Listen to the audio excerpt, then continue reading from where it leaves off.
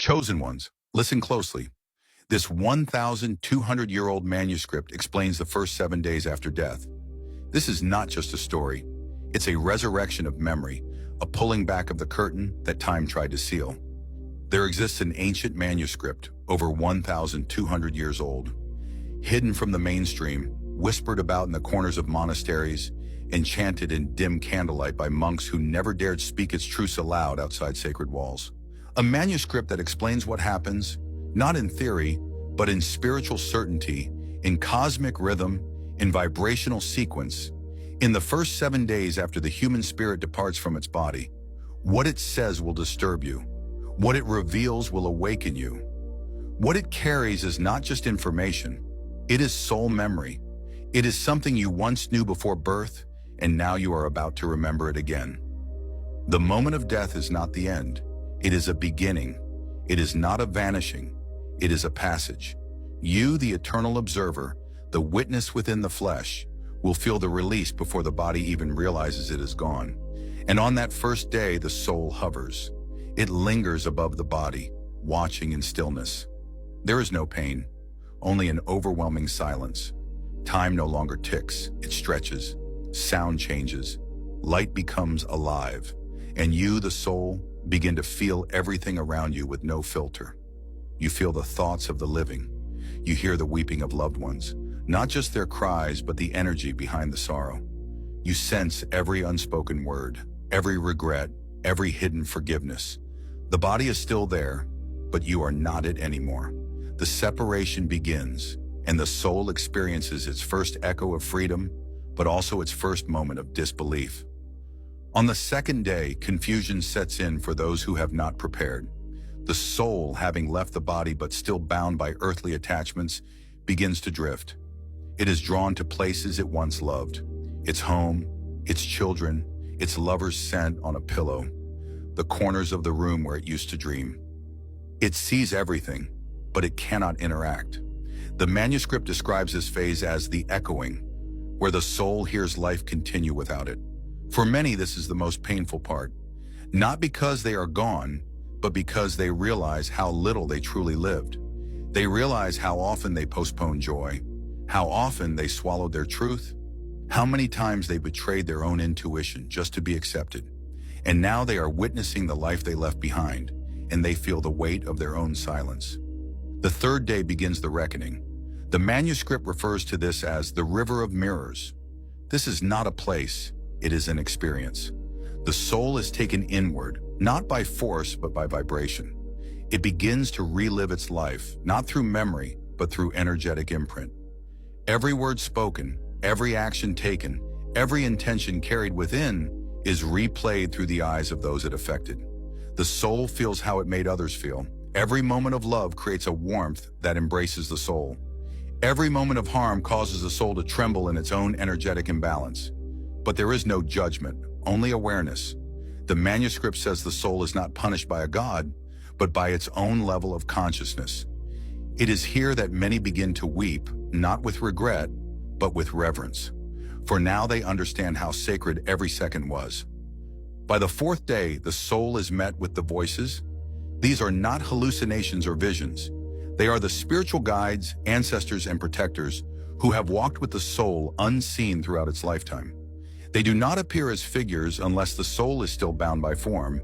They appear as feeling, frequency, and ancient recognition. They speak not in language but in knowing. They remind the soul of its mission, its purpose, its contract. For some it is a reunion. For others it is a moment of reckoning. Did you fulfill your assignment? Did you share the light you were given? Did you live your name, your soul print, your divine signature? And if not, why? There is no shame, only clarity. The manuscript says this is when the soul begins to remember who it truly is.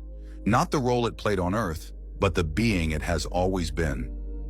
On the fifth day, the journey begins inward. The manuscript calls this the corridor of sound. Here, the soul travels through layers of frequencies. Each layer is a dimension. Each dimension is a reflection of consciousness. The more aligned the soul was with truth, love, and awareness while on earth, the easier this passage becomes. But for those burdened with unresolved grief, hatred, or deep attachment, this corridor becomes a labyrinth. Sound becomes distorted.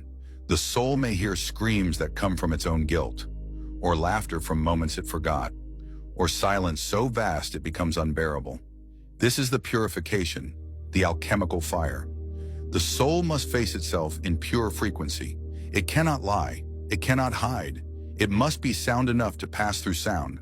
The manuscript warns that this phase is often the point where souls get stuck in lower planes, not out of punishment, but because they cannot match the vibration needed to ascend. And yet, for those who move forward, the sixth day brings the great remembering. This is when the veil fully lifts. The soul sees all its lifetimes, not in a flash, but in full multidimensional presence. It sees the patterns, the reincarnations, the karma, the contracts made in spirit, the love stories that span centuries. The manuscript calls this the blooming of the lotus. The soul understands why it chose the parents it had, the pain it endured, the heartbreaks it faced.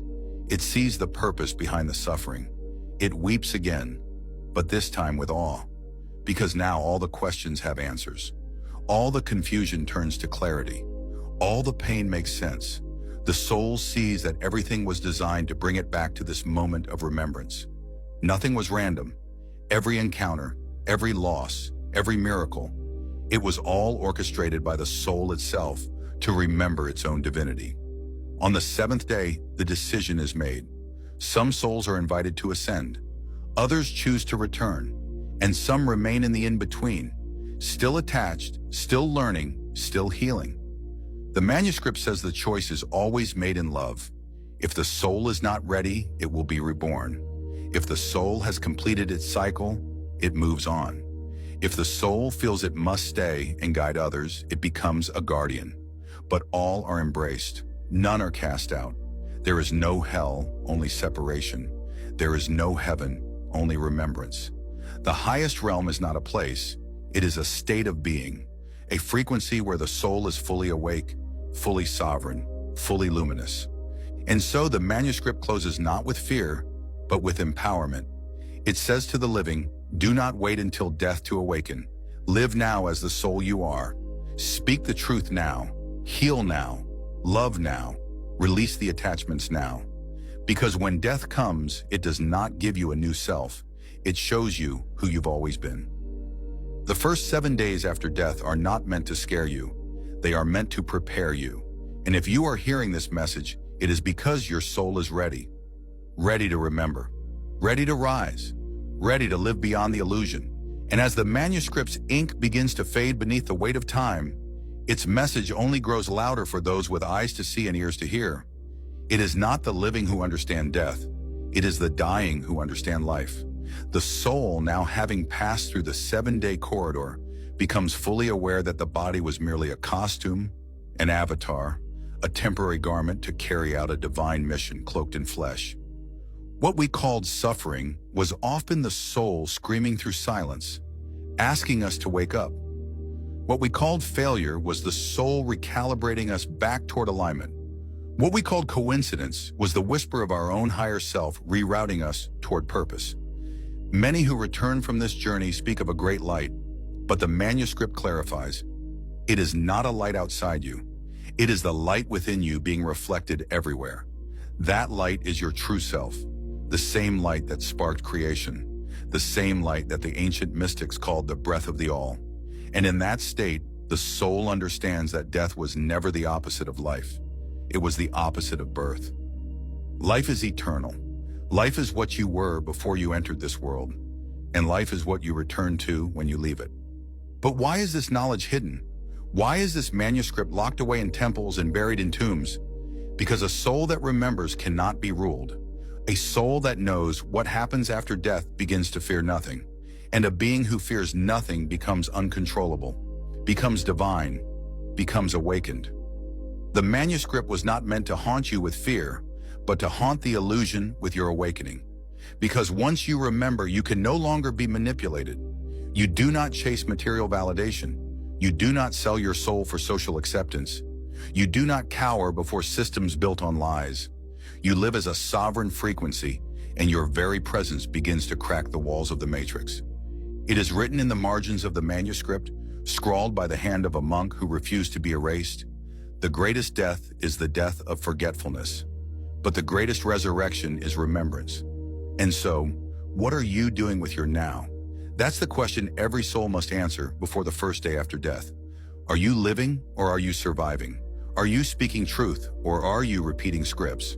Are you embracing your role or avoiding your responsibility to the light within? Because now you know, now you remember, now the veil has been pierced, not with dogma, but with depth. The 7 days after death are not a myth. They are a spiritual sequence encoded into your DNA. That's why your chest tightens when you hear this truth. That's why your spirit responds. That's why the hair on your arm stands as if it recognizes this message. Because it does. Your cells are ancient. Your memory is eternal. Your soul knows this is not a story, it's a reactivation. And there is more, so much more. Then let us walk further into the sacred remembrance, into the truths that the world buried beneath concrete, beneath doctrine, beneath fear. After the 7th day, when the soul has made its choice, whether to ascend, to return, or to remain, it enters what the manuscript refers to as the great stillness. This is not silence. It is the vibrational pause before transformation. Imagine a note so pure it doesn't move, it simply is. A frequency so stable it doesn't need to sing because it has already become the song. In this place, the soul is no longer seeking, it is observing, expanding, dissolving into the fabric of Source without losing its identity, only its attachment. And yet, not all souls choose stillness. Some are drawn back by love, by unfinished work, by a promise.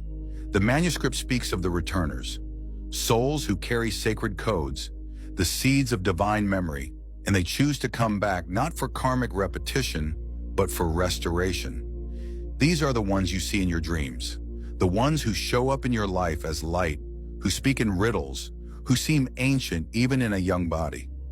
You may be one of them. If this message reaches you and it vibrates through your spine like a forgotten chant, that is not coincidence.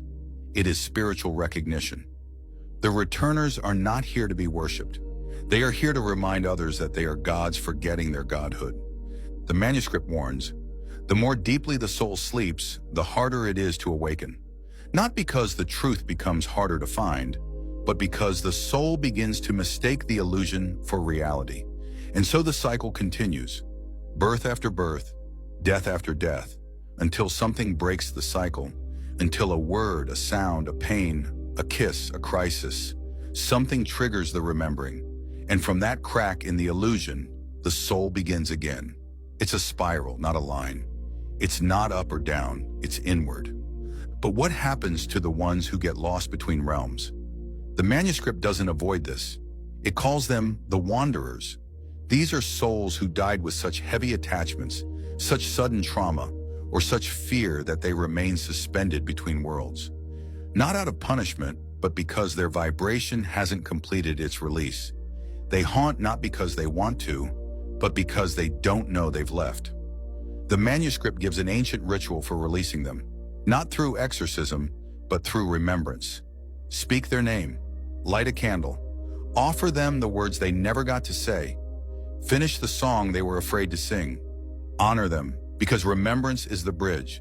It also says this: no soul is ever truly lost. Even the most fragmented soul can be restored. Even the most tormented spirit will, in time, find the thread. The universe does not discard what it has created. It weaves it back in again and again until the pattern becomes whole. That is why your pain matters. That is why your healing matters. Every wound you carry, if transmuted, becomes medicine not just for you, but for all your soul versions across time. Your healing echoes. Your liberation frees others. The dead are not gone. They are listening, watching, waiting. And when you awaken, it sends shock waves across dimensions. There is a final page in the manuscript, fragile, faded, nearly erased, but it holds the most powerful truth. It says, what dies is the memory of who you thought you were. What rises is the truth of who you've always been. You were never the role, never the job, never the trauma. You were always the witness, the spark, the current, the God seed. Death only strips away what is false. What remains is real, indestructible, unnameable. And when you truly understand that, you no longer fear death. You no longer cling to things that fade. You begin to live with reverence. You love differently. You listen more. You speak with intention. You honor every moment as sacred because now you know what comes after. And you realize you were never meant to survive life. You were meant to awaken through it. And so here you are, in the in-between, alive but remembering death, breathing, but aware now that you are more than lungs, more than blood, more than a heartbeat. You are the awareness behind the breath, the silence beneath the thoughts, the light behind the eyes. You are the one who will one day leave this body not in fear, but in flight. And when that day comes, you will not tremble. You will not beg. You will not cling to this world like it is your home. Because now you know it was only ever a classroom, a sacred theater where your soul came to play out its myth, forget itself, and find its way back home again. You will remember that you chose this life, that you chose every lesson, every loss, every joy, every betrayal, and you will see that all of it, every moment of confusion and clarity, was a necessary note in your soul's great symphony. And when you stand at the threshold between this world and the next, you will not ask, "What happens now?" You will whisper, "I remember." And that remembrance will be your passport. That remembrance will be your light. That remembrance will carry you. You will float. You will observe. You will feel every vibration of the people who cried for you, laughed for you, judged you, adored you. You will see them not as enemies or allies, but as mirrors. You will know who they were to you in past lives. You will know why they crossed your path. You will see the sacred contract in every connection, and you will forgive, not for them, but because forgiveness is the lightest energy to travel with when leaving a world behind. And when you cross the seventh gate, when you step fully into the remembrance of who you are beyond the veil, you will not feel lost. You will feel seen, welcomed, absorbed into a vast, infinite presence that has no name, no beginning, no end, only love, only awareness, only home. The manuscript says the most haunting part of the first 7 days is not death itself, but how few souls ever lived. And that is the message you are left with, not to fear death, but to fear a life unlived, a truth unspoken, a purpose ignored, because now you know there is no hiding after the final breath. There is only the raw truth of who you were and who you were meant to become. So live with fire in your chest and stillness in your heart. Live like you've already died and come back to do it right. Live with reverence, with magic, with wild, sacred defiance of the illusions. Heal what you can. Love who you must. Speak what you've buried. And when your final 7 days come, let them be a reflection of a soul that remembered in time. Let them say, "Here was a being who truly lived." Subscribe to Spirit Vibes Tick channel for more awakening messages and knowledge.